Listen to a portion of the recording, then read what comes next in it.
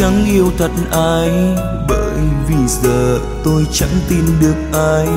Qua nhiều người đã dối gian tình tôi, để giờ đây trong tim tôi mất đi niềm tin.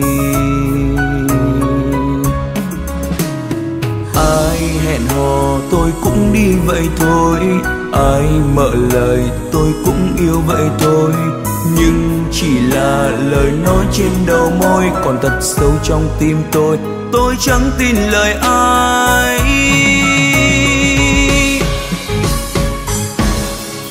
Bởi tôi quá yêu thật lòng nên giờ đây mất niềm tin. Nào là hứa yêu trọn đời và mãi không cánh rơi, bao lời nói vui qua đường làm cho tôi đau nhói. Người ơi, tôi biết tin vào ai. Nhiều lúc muốn yêu thật lòng và muốn đến cùng ai, mà cứ thấy sau lòng người có quá nhiều đổi thay. Ngày hôm nay yêu người này rồi ngày mai yêu người khác. Từ hỏi tôi biết yêu ai và chọn ai.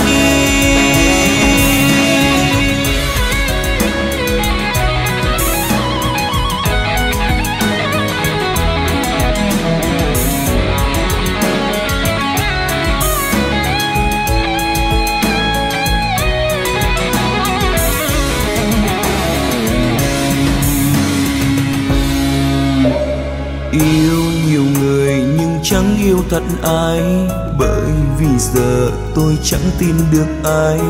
Qua nhiều người đã dối gian tình tôi, để giờ đây trong tim tôi mất đi niềm tin.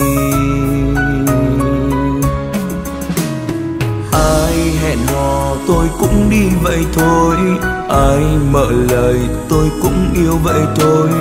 Nhưng chỉ là lời nói trên đầu môi, còn thật sâu trong tim tôi chẳng tin lời ai.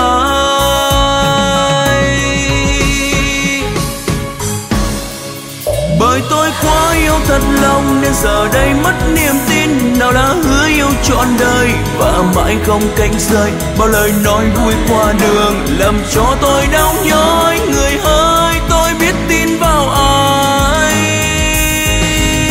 Nhiều lúc muốn yêu thật lòng và muốn đến cùng ai, mà cứ thấy sau lòng người có quá nhiều đổi thay. Ngày hôm nay yêu người này rồi ngày mai yêu người khác. Từ hỏi tôi biết yêu ai và chọn ai. Bởi tôi quá yêu thật lòng nên giờ đây mất niềm tin. Nào là hứa yêu trọn đời và mãi không cánh rời, bao lời nói vui qua đường làm cho tôi đau nhói. Người ơi, tôi biết tin vào ai.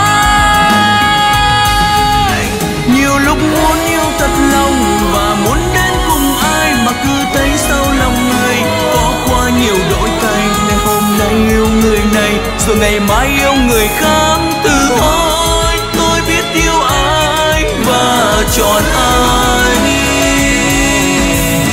Người ơi, sẽ đến bao giờ